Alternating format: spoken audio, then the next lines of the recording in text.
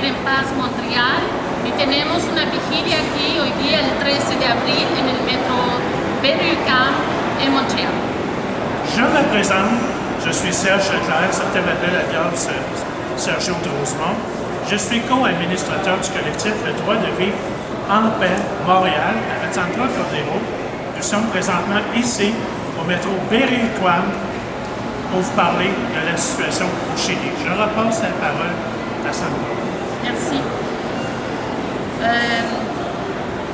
El 7 de mayo, los electores deberán acudir a sus locales de votación para ejercer su derecho a sufragio, que es obligatorio. ¿Qué se vota el 7 de mayo en Chile? El 7 de mayo se realiza la elección de 50 ciudadanos que integrarán el Consejo Constitucional, uno de los nuevos organismos del proceso constituyente. ¿Qué es el Consejo Constitucional? Los integrantes del Consejo Constitucional tendrán la labor de discutir y aprobar una propuesta de texto de nueva Constitución. Una vez que cumplan esta tarea, será disuelto. Además que este organismo existirá una comisión experta encargada de redactar un anteproyecto y el Comité Técnico de Admisibilidad encargado de revisar las normas aprobadas por la Comisión y el Consejo Constitucional.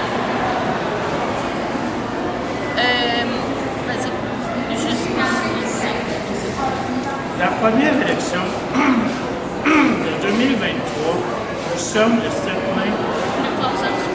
La première élection de 2023, nous sommes le 7 mai. Les électeurs doivent se rendre dans leur bureau de vote pour exercer leur droit de vote qui est obligatoire. Que vote-t-on le 7 mai au Chili? Le dimanche 7 mai se tient l'élection des 50 citoyens qui composeront le Conseil constitutionnel, l'un des nouveaux organes du processus constituant. Qu'est-ce que le Conseil constituant? Les membres du Conseil constitutionnel auront pour tâche de distribuer et approuver une proposition de texte pour une nouvelle constitution. Une fois qu'ils auront accompli cette tâche, il sera soumis. À cette instance s'ajoute une commission d'experts chargée d'élaborer un projet et la commission technique de recevabilité chargée d'examiner les normes approuvées par la commission de Conseil constitutionnel. Qui devrait voter? Okay. Bueno, deben votar todas las personas habilitadas según el padrón electoral que se publicará este jueves 23 de marzo. El voto será obligatorio para los electores. El domingo 7 de mayo, elección miembros Consejo Constitucional. El miércoles 7 de junio, instalación del Consejo Constitucional integrado por 50 personas, paritario, elegidos de acuerdo a las normas que rigen a los senadores por circunscripción senatorial. Deberá aprobar la propuesta de nueva constitución en 5 meses. Toutes les personnes qualifiées selon la liste électorale qui seront publiées ce jeudi 23 mars, doivent voter.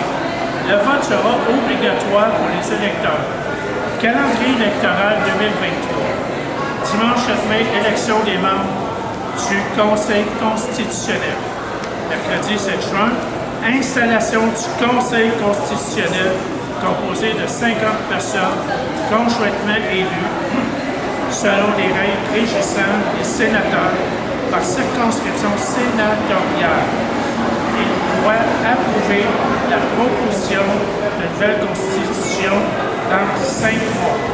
Dimanche 17 mai, exercice plébiscite, au cours duquel les citoyens doivent voter pour ou contre la nouvelle constitution. Me había olvidado, el domingo 17 de diciembre hay un plebiscito de salida en que la ciudadanía debe votar a favor o en contra de la nueva constitución.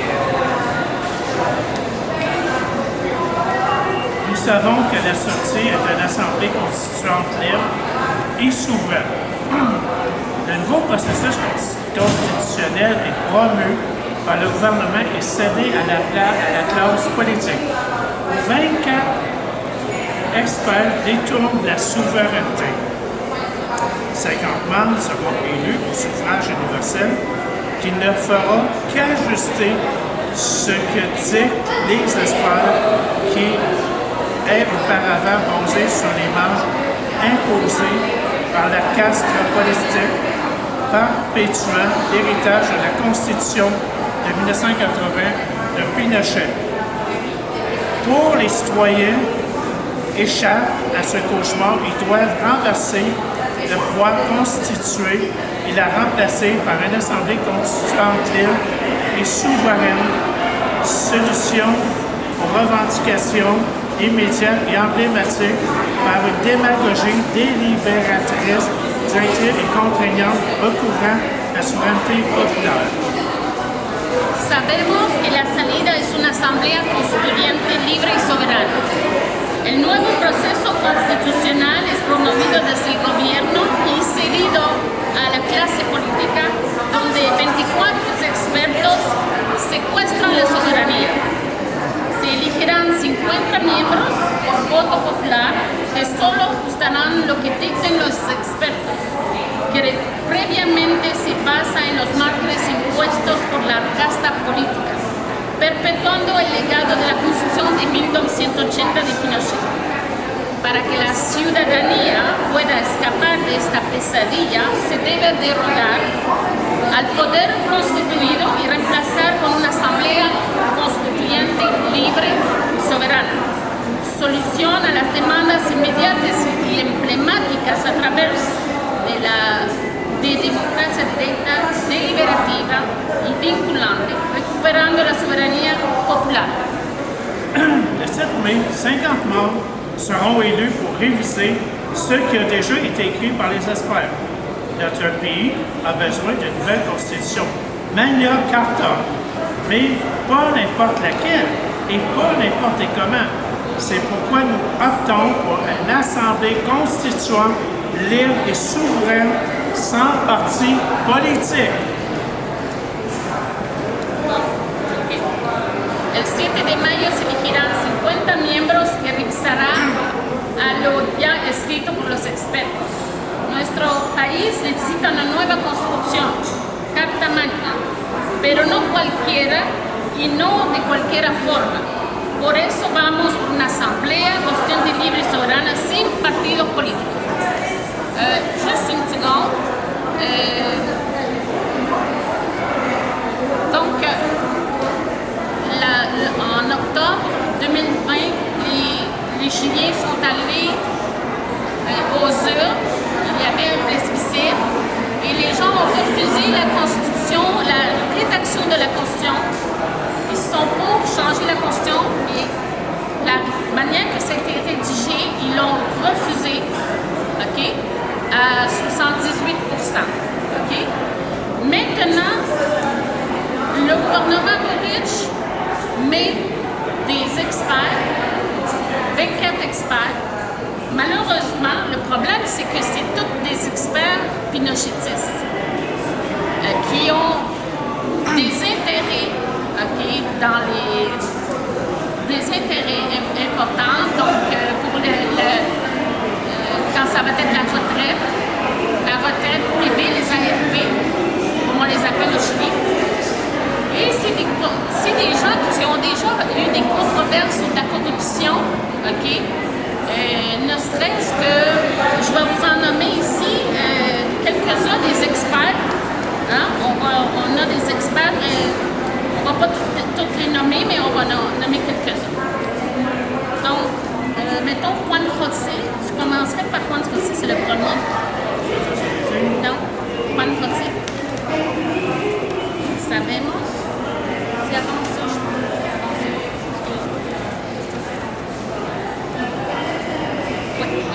OK, donc moi je vais commencer.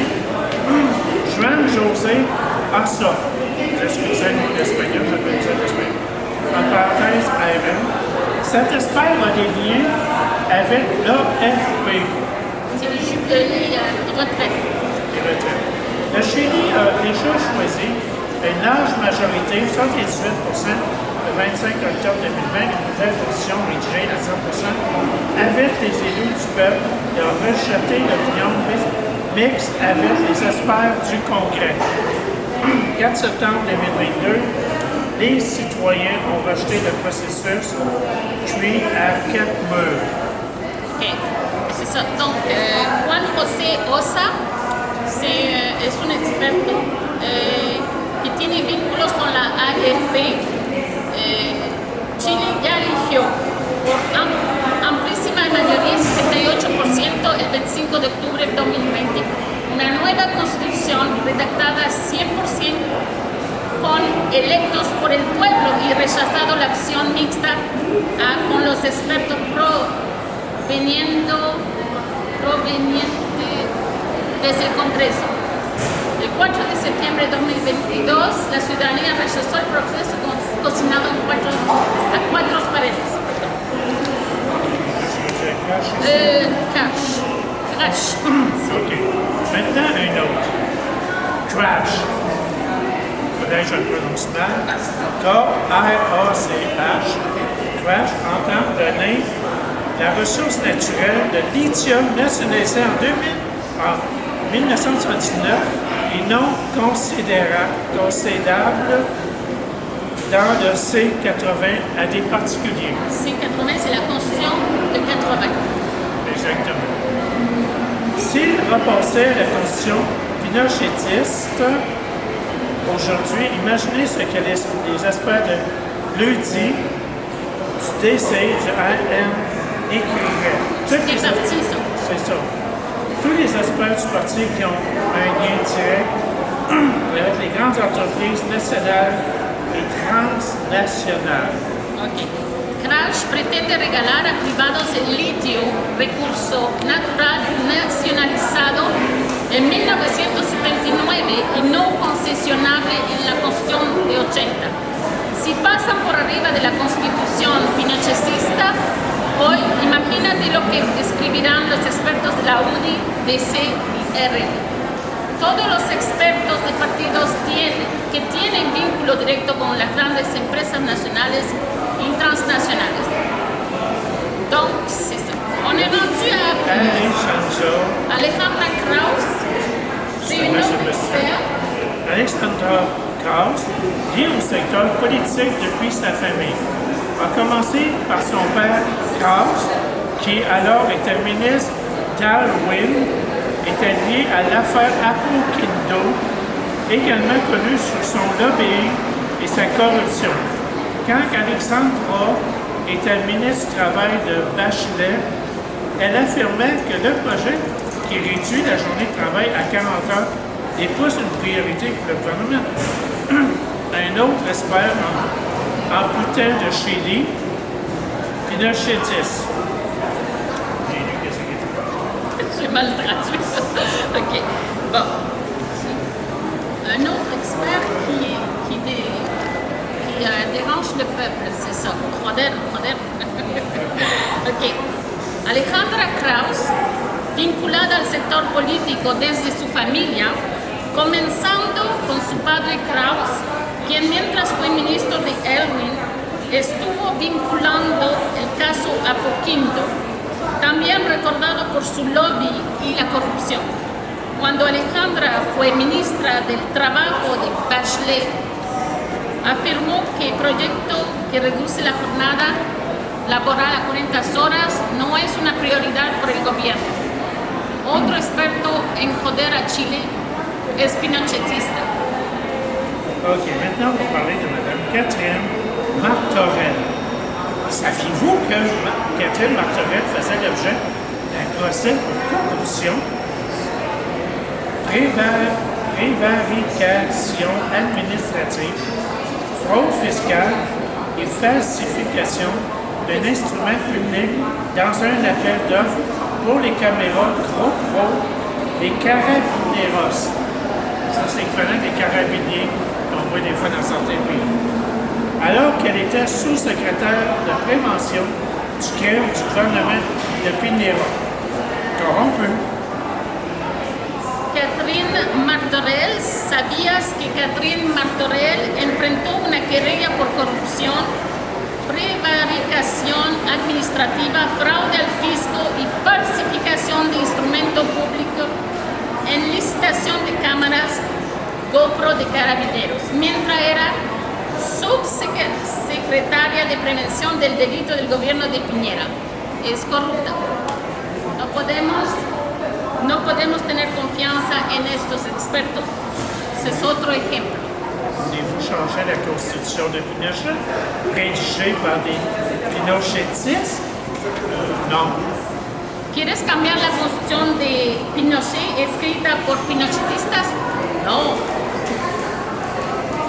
Donc, maintenant, je suis rendu avec monsieur, Máximo, c'est ça, Maximo Pavez, Cantilano, ceux de la cuisine politique font partie du même groupe qui vous a condamné pour avoir avorté et pourra vous retirer ce droit. La cause de l'avortement gratuit n'est pas l'héritage de toutes les femmes membres de l'UDI, officiel du premier gouvernement de Piñera. Il est directeur du programme législatif de la Fondation Jaime Guzman, Jaime Guzman, laquelle a été accusée d'être utilisée par un parlementaire pour blanchir de l'argent. Blanchir de l'argent. C'est ça. Fait intéressant, Jaime Guzman était l'un des spécialistes de la Constitution des années 80. Un autre expert a visé le Chili. Máximo Pavez Cantillano, los de la cocina política son parte de los mismos que te condenaban por abortar y podrían quitarse de ese derecho. La causa del aborto libre no es patrimonio de todas las mujeres, dijo este señor Pavez. Miembro de la UDI, funcionario del primer gobierno de Piñera, el director del programa legislativo de la Fundación Jaime Guzman, la cual ha sido acusada de ser usada por parlamentario para lavado de dinero. Dato interesante, Jaime Guzman fue uno de los especialistas de la Constitución de 80, otro experto a joder a Chile. Maintenant, on parle de M. Herman Laran, président de la commission d'experts. Il faut que les AFP continuent, pas plus d'AFP, ne les transformerait en plus qu'AFP. Espère dans la défense d'un pédophile et propriétaire d'esclaves accusé de crimes contre l'humanité, voleur des communes les plus riches du pays. Il a été ministre de la Justice et des droits de l'homme dans le deuxième gouvernement de Piñera et défendeur du pinochétisme. Hernán Larrey, sí, es este señor aquí, lo vemos. Presidente de la Comisión de Expertos, las AFP tienen que seguir, es algo que él dijo. Él no más AFP lo transformaría en más que AFP. Experto en defender a un pedófilo y esclavista, procesado por crímenes de lesa humanidad a ladrones de las municipalidades más ricas del país. Fue ministro de Justicia y de Derechos Humanos en el segundo gobierno de Piñera y es defensor del pinochetismo. Este señor, este experto. Maintenant, on est rendu avec